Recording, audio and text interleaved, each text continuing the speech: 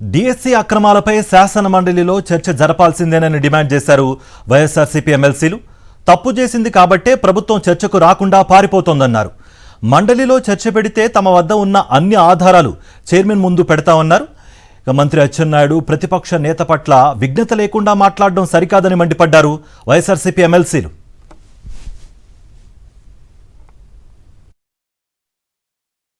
కౌన్సిల్లో గనక చర్చకి మీరు అవకాశం ఇస్తే అక్కడ కూడా అన్ని ప్రూఫ్స్ కూడా మేము కౌన్సిల్లో చైర్మన్ గారి ముందు పెట్టడం జరుగుతుంది. దీనికి సమాధానాలు చెప్పాల్సిన బాధ్యత మీకు ఉందని తెలియజేస్తూ ఉన్నాను. ఖచ్చితంగా ఈ సిబిఐ ఎంక్వైరీ జరిగేంత వరకు కూడా మా వైఎస్ఆర్ కాంగ్రెస్ పార్టీ అభ్యర్థుల తరపున పోరాటం చేస్తుంది. కేంద్ర విద్యాశాఖ మంత్రి ధర్మేంద్ర ప్రధాన్ గారు నీట్ ఎగ్జామ్లో అక్రమాలకు నైతిక బాధ్యత వహించి రాజీనామా చేశారు. అలాగే ఇక్కడ ఖచ్చితంగా దీనికి నైతిక బాధ్యత వహించి లోకేష్ గారు రాజీనామా చేయాలి.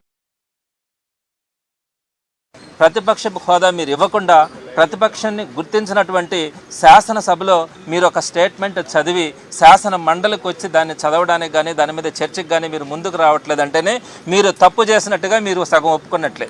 అచ్చెన్నాయుడు గారు మాట్లాడుతూ తప్పులు జరిగి ఉంటాయండి, కొన్ని తప్పులు, దాని మీద మీరు ఈ రాద్ధాంతం చేయడం ఏంటని మాట్లాడారు. తప్పులు చేస్తున్నారని మీరు ఒప్పుకున్నారు. ఒకవేళ తప్పులు జరుగుంటే దాని మీద విచారణే కదా మేము కోరుతా ఉన్నాము. ఆ విచారణకు మీరు ఎందుకు ముందుకు రావట్లే? ఏదో మీ మీద ప్రొటెస్ట్ చేయడానికి ముందుకు వచ్చినారని చెప్పి మా కొంతమంది టీచర్లని, ఎవరైతే ఇన్ సర్వీస్లో ఉన్నటువంటి టీచర్లని సస్పెండ్ చేయడం ఏంటి? దీన్ని కప్పిపుచ్చుకోవడానికి ఏపీఎస్సీని ముందుకు తీసుకురావడం ఏంటి? మీకు చిత్తశుద్ధి ఉంటే దాని మీద కూడా సిబిఐ ఎంక్వైరీ చేయండి, దీని మీద కూడా సిబిఐ ఎంక్వైరీ చేయండి. చాలా నిజాయితీగా చేసే ఉంటున్నారు కదా. మీకు నిజాయితీ ఉంటే ఆ నిజాయితీ నిరూపించడానికి వచ్చి చర్చలో పాల్గొవచ్చు కదా.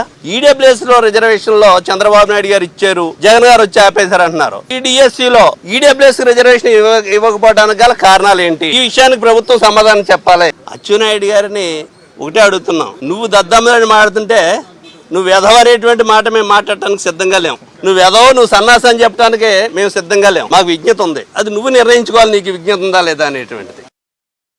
మీరు ఏ విధంగా అవతోకలు పాల్పడ్డారో, మీరు ఈ ప్రక్రియలో అవినీతి రాజ్యమైనటువంటి పరిస్థితులు కానీ, పేపర్ లీకేజ్ సంబంధించి కానీ, జీవోలు మార్పిడికి సంబంధించి కానీ, ఇవన్నీ కూడా ఈ ప్రభుత్వాన్ని అడగడానికి కడగడానికి వైఎస్ఆర్ కాంగ్రెస్ పార్టీ సిద్ధంగా ఉన్నటువంటి పరిస్థితులు. అందుకే వాళ్ళు శాసనసభను ఎన్నుకుంటా ఉన్నారు, శాసన మండలికి రానటువంటి పరిస్థితులు ఉన్నాయి. వాళ్ళు శాసనసభలో మాట్లాడారు కదా, రేపు పెట్టండి, మండల్లో పెట్టండి, రేపు చర్చిద్దాం. మండల్లో తప్పనిసరిగా చర్చకి ఈ ప్రభుత్వానికి ధైర్యం ఉంటే, దమ్ముంటే ముందుకు రావాలని